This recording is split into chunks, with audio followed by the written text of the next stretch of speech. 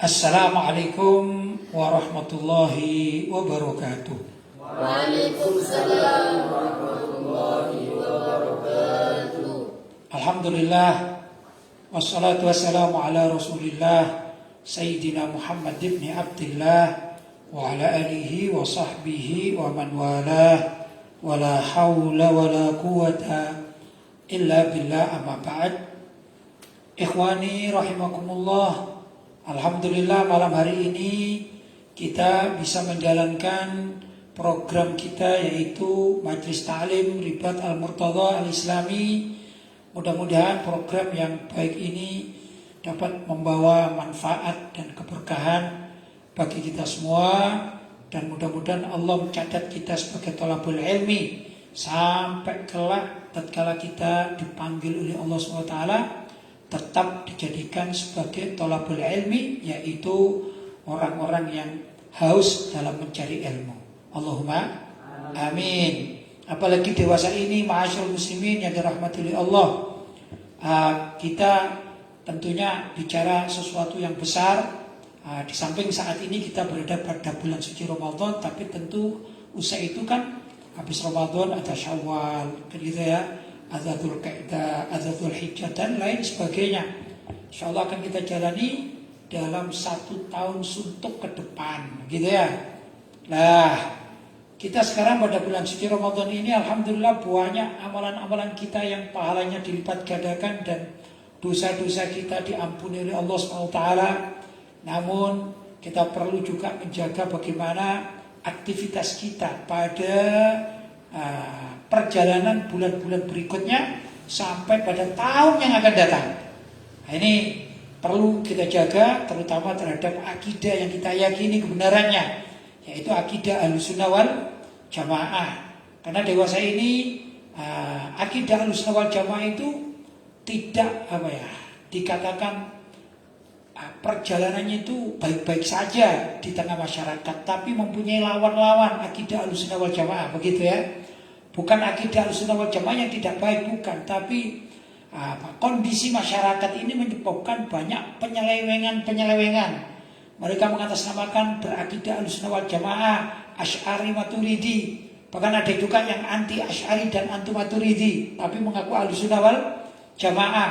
Nah, di dalam kondisi yang demikian kita perlu waspada.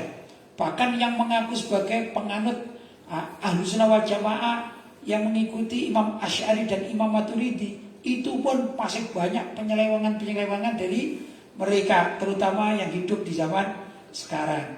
Kadang-kadang penyelewengan itu tidak menyeberang kepada aliran lain seperti Murji'ah, ya, atau Jahmiyah, atau Wahabiyah, barangkali ya, atau Syiah, tapi mengarah kepada sesuatu yang lain, yaitu apa? Yaitu keluar dari aturan-aturan Islam.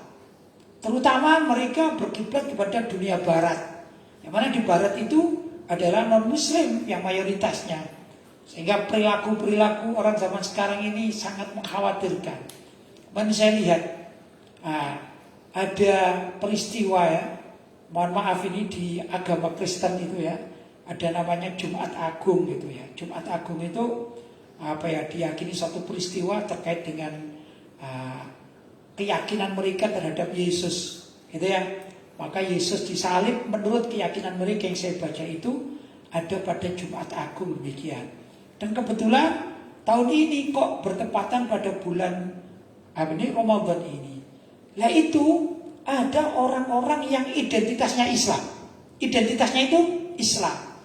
Tapi mau memerankan, mohon maaf ini ya, itu Yesus yang disalib.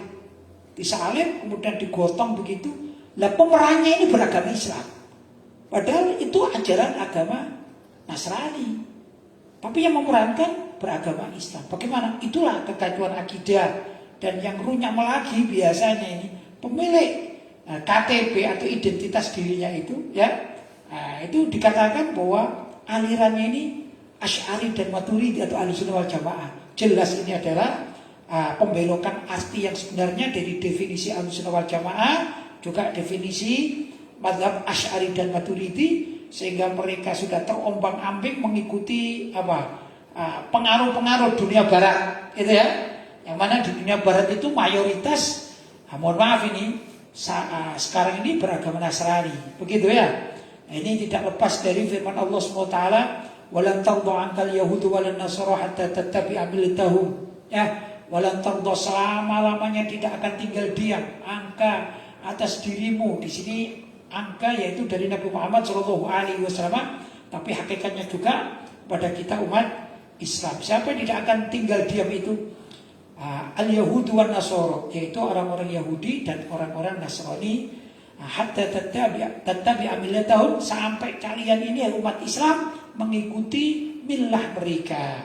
Nah, para ulama mengatakan millah itu bukan sekedar ikut agama mereka. Misalnya kita diharapkan untuk pindah agama, itu memang tujuan utama. Tapi bukan sekedar itu. Millah adalah perilaku, kebiasaan. Ya? Nah, termasuk juga misalnya orang Yahudi mempunyai kebiasaan apa? Misalnya orang Yahudi kebiasaannya, kalau zaman dahulu dikatakan hari Sabtu itu hari kebesaran mereka, hari besar mereka hari Sabtu, ya. Itu orang Yahudi. Kalau orang Islam hari kebesaran kita, hari besar kita hari Jumat. Kalau orang Nasrani hari Ahad, kan begitu ya. Orang Yahudi itu menginginkan umat Islam itu tidak lagi misalnya meramaikan sholat Jumat. Tapi gimana kalau hari Sabtu itu menjadi ramai dunia ini, dan yang meramaikan adalah orang Islam. Namanya milah juga, kebiasaan, ya, milah juga. Itu satu. Kedua, dari kalangan Nasrani juga tentunya begitu, mengharapkan kita ini pindah agama. Kalaupun kita tidak pindah agama, misalnya ya mengikuti perilaku, paling tidak toleran. Seperti tadi itu ada seorang Muslim yang ikut mengangkat salibnya Yesus, gitu. Ini orangnya Muslim, identitasnya Muslim. Nah, ini namanya toleran kepada agama non-Muslim. Ini yang diharapkan. Itu namanya milah. Milahnya orang Nasrani. Tadi milahnya orang Yahudi. Maka dikatakan hatta tattabi'a millatahum, sampailah kalian, yaitu umat Islam itu mengikuti milah, kebiasaan atau ritual-ritual mereka, begitu ya. Dan ini perlu kita waspadai. Kita sebagai umat Islam janganlah mengikuti yang demikian. Kita jaga agama kita, agama Islam, dengan ritual-ritual yang sudah diajarkan oleh Nabi Muhammad SAW, dan juga para sahabat sudah mencontohkan, para ulama salaf mencontohkan. Jangan mengikuti atau nyebrang kepada agama-agama lain, naudzubillah min dzalik, karena itu menyebabkan kemurtadan. Karena itu agar kita tidak jadi murtad, naudzubillah min dzalik, ya, dari kemurtadan, keluar dari agama Islam, hanya mengorbankan mungkin karena toleran saja, naudzubillah min dzalik, sampai orang itu menyeberang ke agama lain atau kepada kebiasaan orang-orang lain, naudzubillah min dzalik. Untuk itu mari kita baca, kita dengarkan dalam judul Waspadai Perbuatan Murtad, yang saya tulis juga pada buku Jaga Akidahmu. Ini ada juga yang saya tulis. Mudah-mudahan dengan demikian nanti kita bisa waspada terhadap hal-hal yang menyebabkan orang itu tanpa sengaja atau tidak diketahui karena keawamannya, barangkali ya tiba-tiba dia murtad dari agama Islam. Naudzubillah min dzalik. Silakan dibaca. Bismillahirrahmanirrahim. Mewaspadai perbuatan murtad. Definisi murtad dinukil dari kitab Shautul Mimbar karangan Syekh Muhammad Al-Hajar, halaman 267 adalah qat'u mukallafin mukhtarin al-islama biniyatin mukfiratin aw fi'lin mukfirin aw qawlin mukfirin sawa'un qalahu istihza'an aw i'tiqadan aw inadan. Keputusan seorang artinya keputusan seorang mukallaf atau muslim dewasa, ya, artinya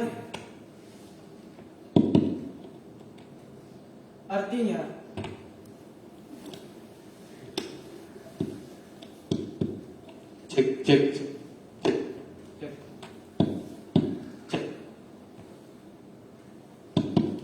dulu.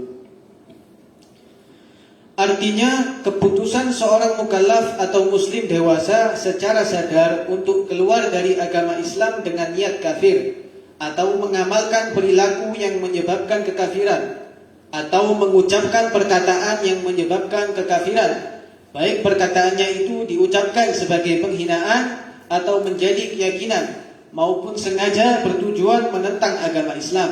Ya, jadi yang namanya murtad itu adalah seseorang, orang ini beragama Islam, kemudian niat keluar dari agama Islam. Dengan apa?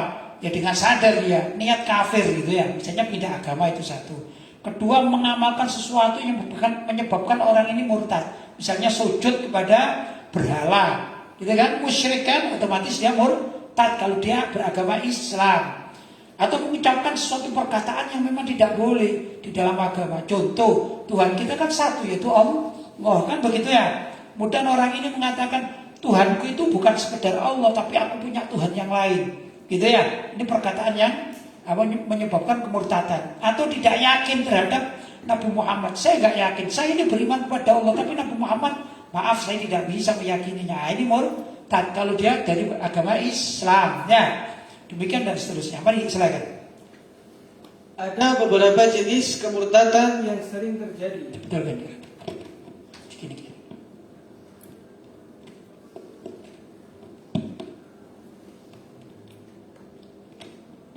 Cek. Ya, pelan-pelan aja bacanya. Ada beberapa. Coba.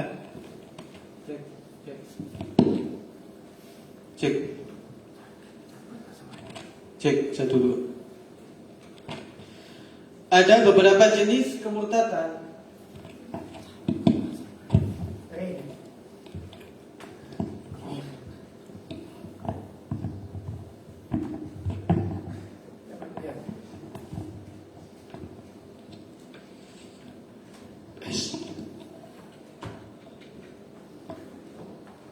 Ya, lanjut.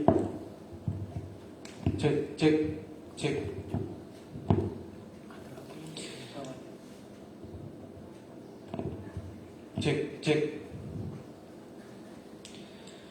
Ada beberapa jenis kemurtadan yang sering terjadi di tengah masyarakat. Antara lain, 1. Kemurtadan akidah. Contohnya ragu tentang adanya Allah, ragu terhadap kebenaran ajaran Rasulullah sallallahu alaihi wasallam, ragu terhadap kebenaran dan kemurnian atau keaslian Al-Quran Mushaf Utsmani sebagai firman Allah yang utuh dan tidak mengalami tahrif atau perubahan.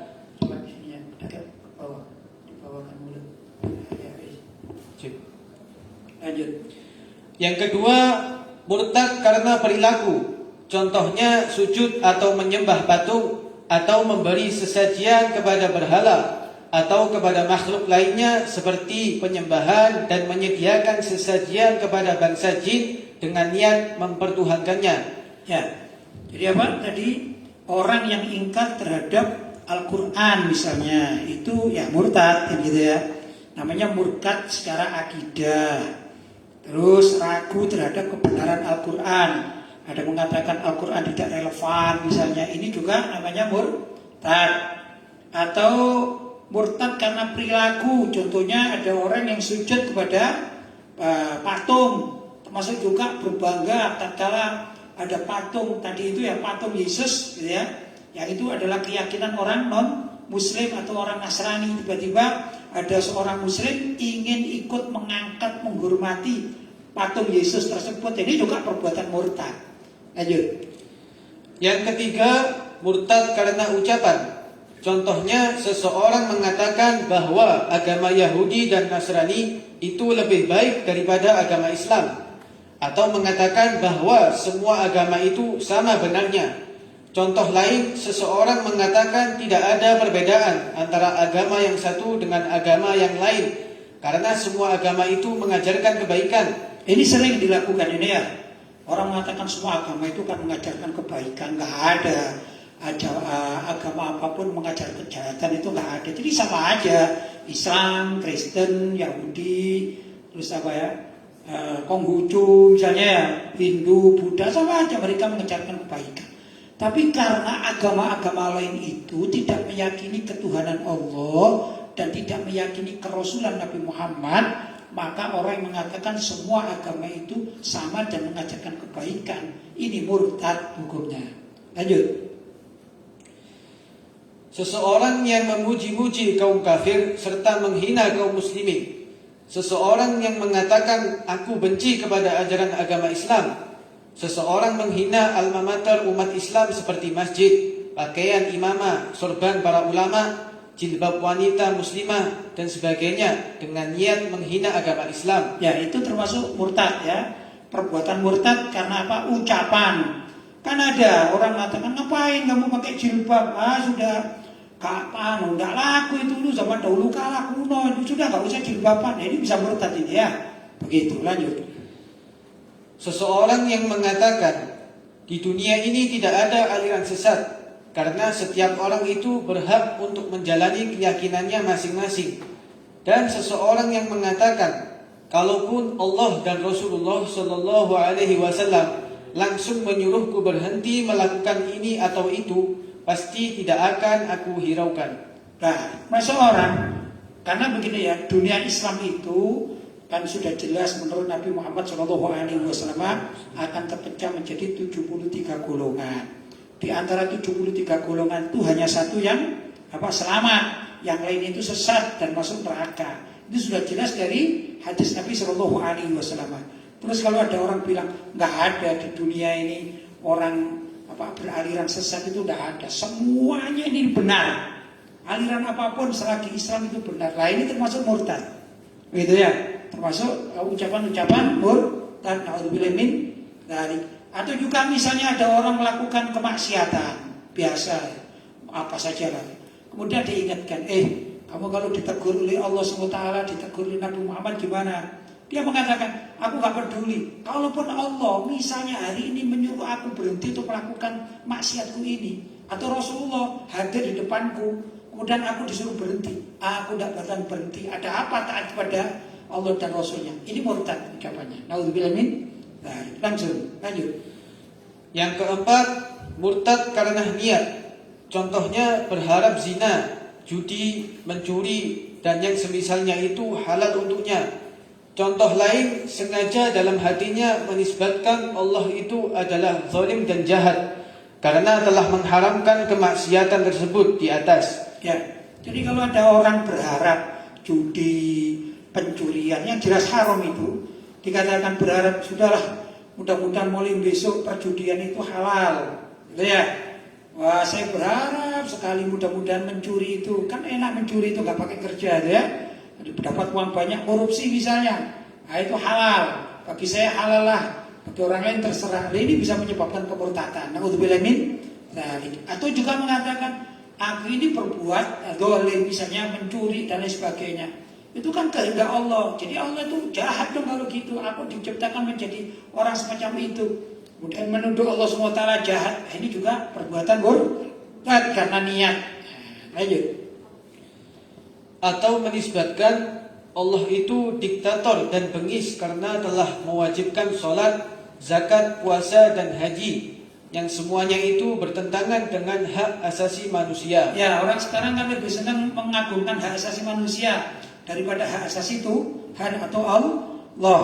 Ya, itu bukan urusan Allah itu. Ini adalah kesepakatan kita saja sesama manusia. Allah tidak boleh ikut campur. Nah, ini murtad, perbuatan murtad. Lanjut.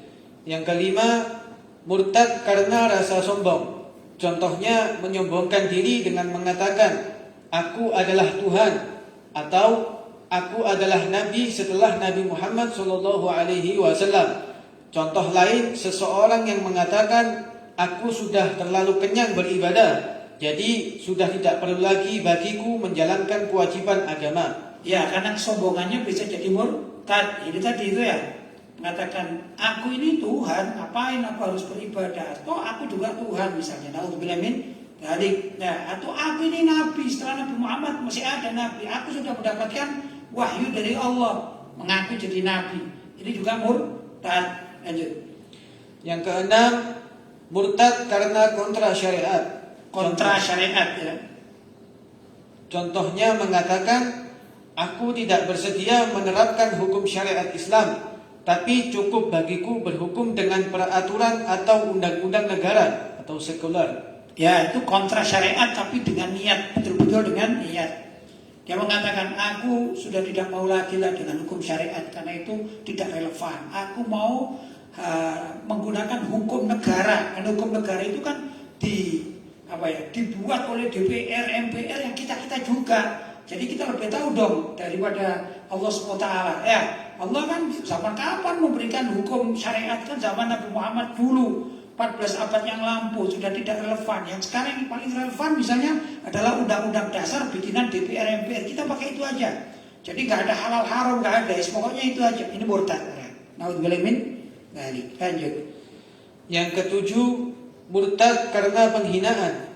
Contohnya seseorang yang mempunyai problem atau masalah, kemudian disodori dalil-dalil hukum Islam oleh kalangan ulama, lantas sengaja menghina dengan melemparkannya ke tempat sampah. Ya, jadi diberi nasihat dengan hukum agama tertulis, diambil tapi dilempar atau dirobek-robek.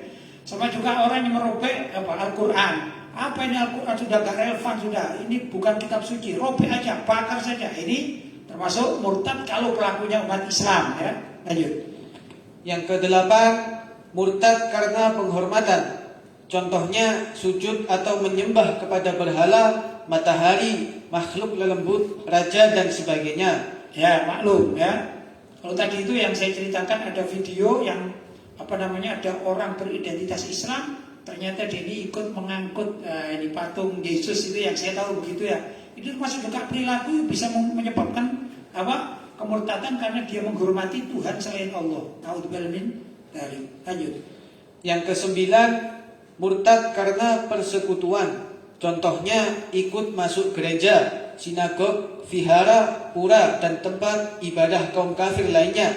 Di saat kaum kafir itu memeriahkan kegiatan ritualnya, baik yang dilakukan di tempat ibadah mereka itu maupun di luarnya, serta membantu perilaku kekafiran.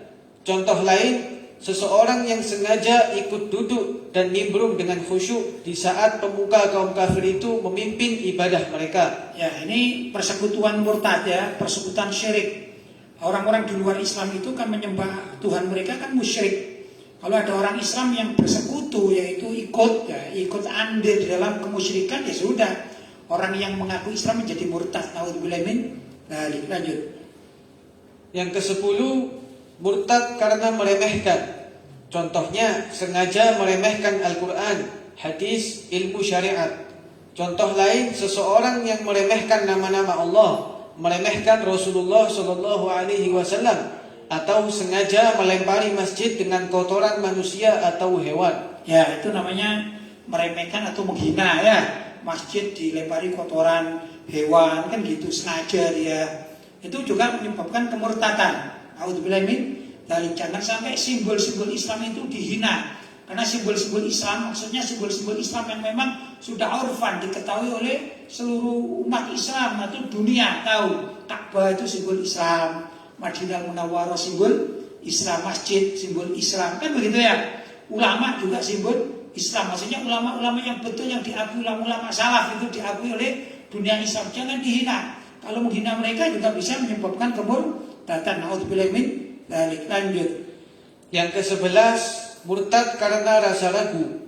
Contohnya ragu jika Nabi Muhammad SAW itu Nabi akhir zaman, dan ragu terhadap kenabian salah satu dari 25 para nabi yang wajib beriman kepadanya. Ya, maklum itu, ragu ya. Lanjut. Yang ke-12, murtad karena pengkafiran. Contohnya mengkafirkan para sahabat Nabi Muhammad SAW, seperti yang dilakukan oleh kaum Syiah Iran. Ya, bahkan bukan sekedar sahabat Nabi yang dikafirkan oleh orang-orang Syiah Imamiyah, Syiah Ja'fariyah ya, yang ada di Iran sekarang pusatnya, juga ada di Irak.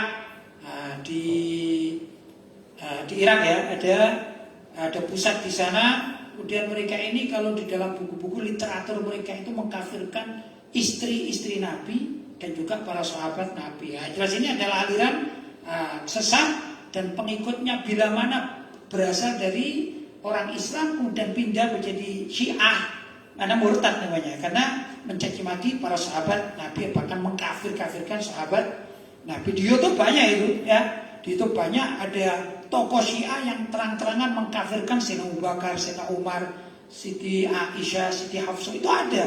Nah, ini namanya murtad. Naudzubillah min dzalik. Lanjut.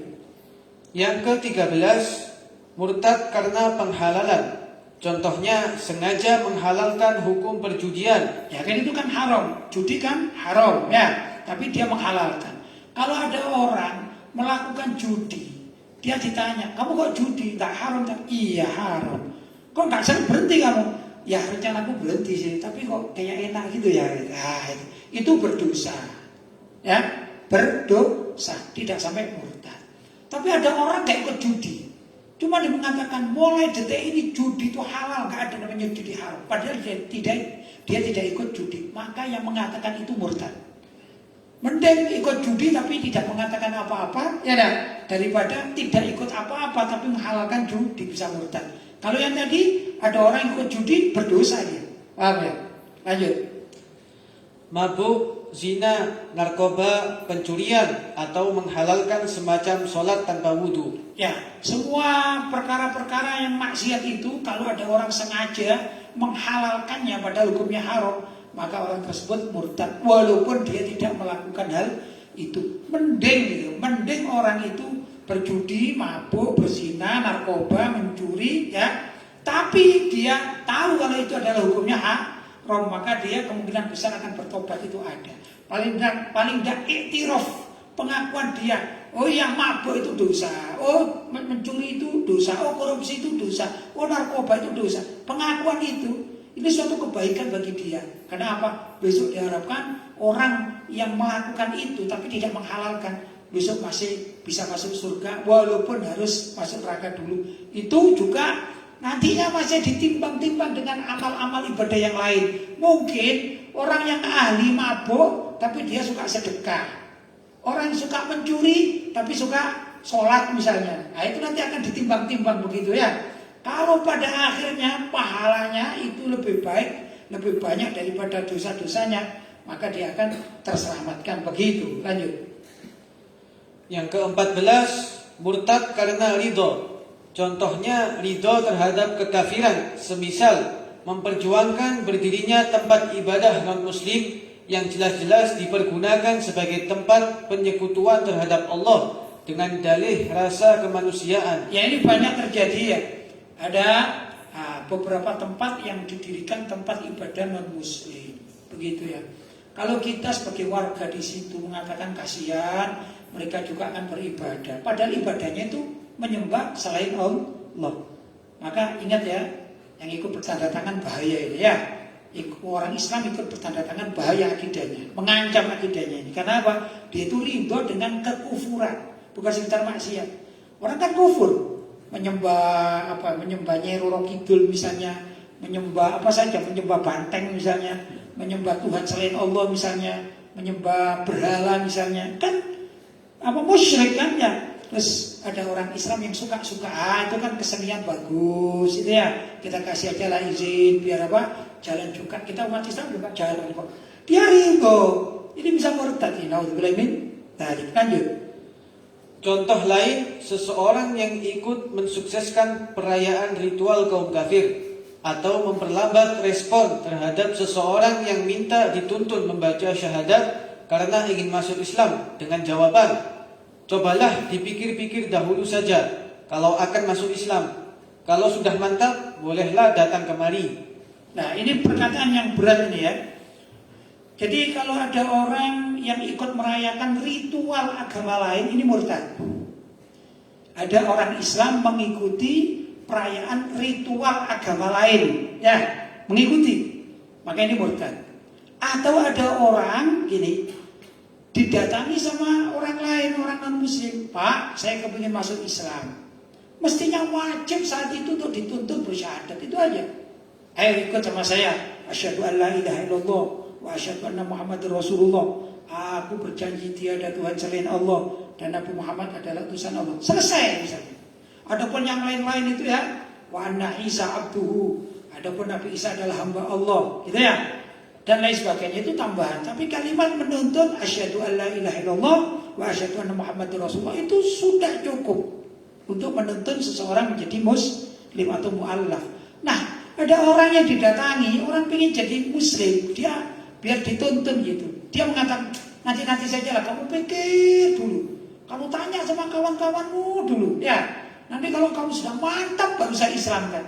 Ini naudzubillah sama dengan orang tersebut meridhoi kekafiran orang yang akan masuk Islam tadi. Jadi, dia seakan-akan menunda orang yang akan menyembah Allah. Ini bisa murtad. Naudzubillah min dzalik. Lanjut. Yang ke-15, murtad karena pemberian julukan. Contohnya menjuluki seseorang yang ahli mabuk atau narkoba dengan mengatakan, dia itu adalah malaikat penolong dan panutan kita. Ya, ini naudzubillah min dzalik ya. Orang sudah jelas diketahui oleh masyarakat maksiatnya jelas sekali ya. Misalnya dia mabuk atau tukang adu ayam judi gitu ya.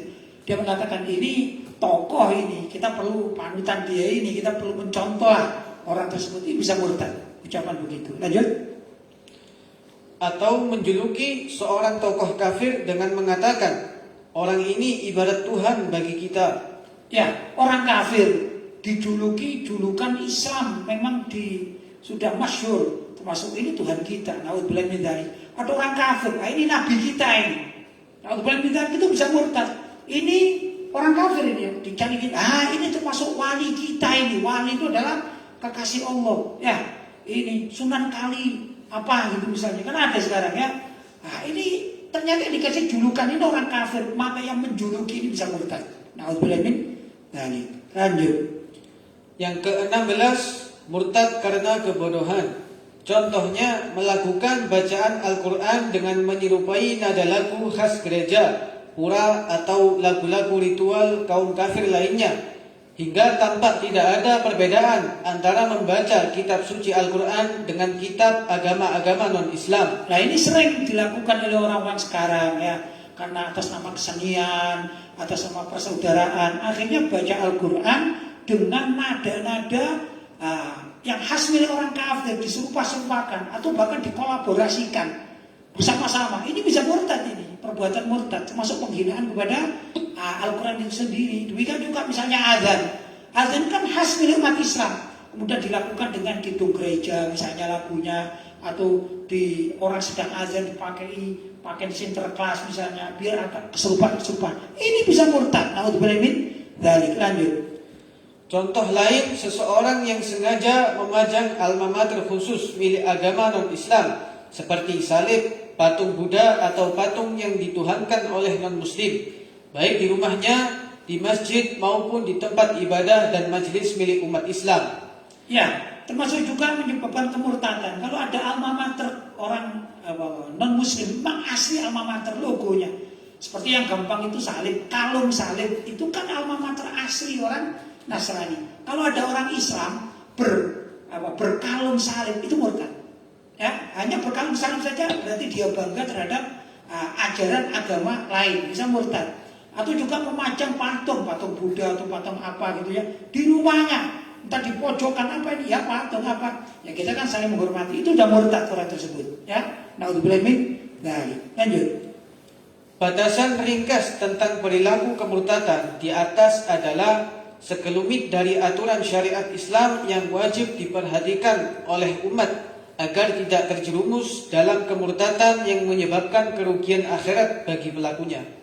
Ya, jadi tadi itu sekedar sebenarnya masih banyak ya, contoh-contoh masih banyak, tapi itu dianggap sudah cukup ya sebagai kewaspadaan kita setelah kita tahu batasan-batasan itu agar kita tidak menerjang batasan-batasan tersebut, itu maksudnya. Adapun kalau contoh-contoh di dunia ini masih banyak sekali hal-hal yang menyebabkan kemurtadan. Banyak juga orang yang murtad karena ketidaktahuan, tapi banyak juga orang yang murtad karena kesengajaan, karena kesombongan. Ya, aku loh begini nih, aku lebih hebat daripada kalian yang beragama Islam kok ini kuno gitu ya. Agama Islam kan ini kolot. Nah, ini kalau saya sudah pergaulan sudah banyak. Kayak gitu-gitu menyebabkan orang tersebut jatuh pada kemurtadan. Naudzubillah min dzalik dengan kriteria yang berapa tadi? 16 yang tercatat 16 hal ya. Mudah-mudahan kita mendapatkan keberkahan dari Allah SWT, akidah kita dijaga oleh Allah SWT. Jangan sampai kita ini meninggal dunia dalam keadaan kafir. Naudzubillah min dzalik. Ya dah. Tapi hendaklah kita senantiasa menjaga fala tamutunna illa wa antum muslimun. Janganlah kalian itu mati kecuali kalian dalam keadaan muslim. Maksudnya akidahnya benar, tidak bengkok, tidak melenceng, tidak murtad. Naudzubillah min dzalik. Mudah-mudahan kita bisa diberi oleh Allah SWT penjagaan akidah yang benar-benar kuat. Allahumma amin. Masih ada? Sudah cukup? Baik, berikutnya adalah sesi tanya jawab. Persilakan kalau sudah ada yang bertanya. Ini.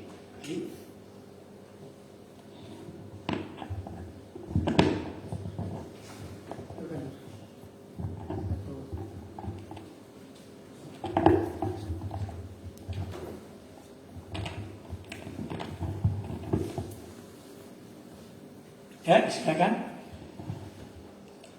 Alhamdulillah Pak Kiai, pertanyaan sudah sampai kepada kami. Baik. Langsung saja saya bacakan pertanyaan yang pertama. Assalamualaikum warahmatullahi wabarakatuh. Waalaikumsalam warahmatullahi wabarakatuh. Pak Kiai, saya dari Jakarta ingin bertanya. Hukum puasa tiap hari untuk kesehatan apa diperbolehkan? Ada orang yang ingin sehat, mungkin dianjurkan oleh dokter ya agar dia ini puasa, dan puasanya tiap hari itu boleh atau boleh? Sebenarnya sih puasa itu boleh ya, ada tapinya. Di saat hari-hari haram yang nggak boleh berpuasa, contohnya hari raya nggak boleh berpuasa, hari Idul Fitri nggak boleh berpuasa, atau di hari raya Idul Adha ditambah ayam tasyrik, hari-hari tasyrik ya, itu juga tidak boleh. Nah, tapi kalau selain itu boleh saja berpuasa. Tapi tidak baik orang itu puasa setahun suntuk. Puasa itu kurang baik. Namanya ayam saumud dahar, puasa dahar. Bahkan puasa dahar itu kalau dia lakukan terus tanpa berhenti itu sampai gak bagus, dan bahkan dikatakan batal itu. Tak boleh. Karena apa? Nanti dia akan terjang pada saat Idul Fitri, dia akan puasa. Haram justru. Ya. Nabi pernah ditanya seperti itu. Kemudian Nabi mengajarkan satu puasa yang terbagus, yaitu apa? Puasa Daud namanya. Apa itu puasa Daud? Puasanya Nabi Daud. Ini paling afdalnya puasa sunnah. Tidak ada lainnya kecuali puasa Daud. Apa itu puasa Daud? Yaitu orang yang sehari puasa, sehari berbuka. Sehari puasa, sehari berbuka gitu. Maksudnya berbuka itu tidak puasa. Ya. Jadi misalnya saya gambarkan, kita dimulai hari Jumat misalnya. Hari Jumat dia puasa. Hari Sabtu dia tidak puasa. Hari Ahad dia puasa. Hari Senin dia tidak puasa. Selasa puasa, Rabu tidak puasa. Kamis puasa, Jumat berikutnya tidak puasa, ya. Tadi yang pertama kan Jumat puasa ya. Jadi hari Jumat pun berseling-seling itu karena dia menerapkan puasa Daud. Nanti begitu masuk Ramadan, dia puasa berapa? Sebulan suntuk, karena itu kewajiban. Kalau tadi kan puasa sunnah, ya. Sudah. Nah, kalau sudah masuk tanggal apa? 1 Syawal, maka dia wajib tidak berpuasa. Gak boleh dia puasa, haram karena ya. Demikian juga kemudian dia puasa tidak puasa sampai Idul Adha. Idul Adha dia wajib tidak puasa. Itu. Walaupun kemarinnya kebetulan 1 hari sebelum Idul Adha dia pas gilirannya puasa, tidak puasa, maka begitu Idul Adha haram dia berpuasa. Demikian juga hari-hari tasyrik ya, sampai hari 13 bulan Dzulqa'dah itu haram dia berpuasa. Begitu. Nanti setelah itu baru dia berpuasa, tidak lagi berpuasa lagi. Itu adalah Shaum Daud, adalah puasa sunnah yang paling bagus dan akan menyebabkan sehat. Itu. Mending menurut saya kalau dia ingin daripada setiap hari puasa, mending menjalankan puasa Daud, karena itu anjuran dari Nabi Muhammad SAW. Jelas ya? Baik. Siapa? Pertanyaan selanjutnya. Assalamualaikum warahmatullahi wabarakatuh. Waalaikumsalam warahmatullahi wabarakatuh. Mau tanya Pak Kiai, apa benar ada kolam di depan rumah? Ada Pak? Kolam. Kolam. Oh, kolam ikan itu ya. Kolam. Baik. Apa benar ada kolam di depan rumah atau akuarium di dalam rumah itu tidak baik buat rumah tangga dan menjadi tempat tinggalnya jin? Mohon pencerahannya Pak Kiai dan beserta dalilnya. Di rumah suami saya punya beberapa akuarium, soalnya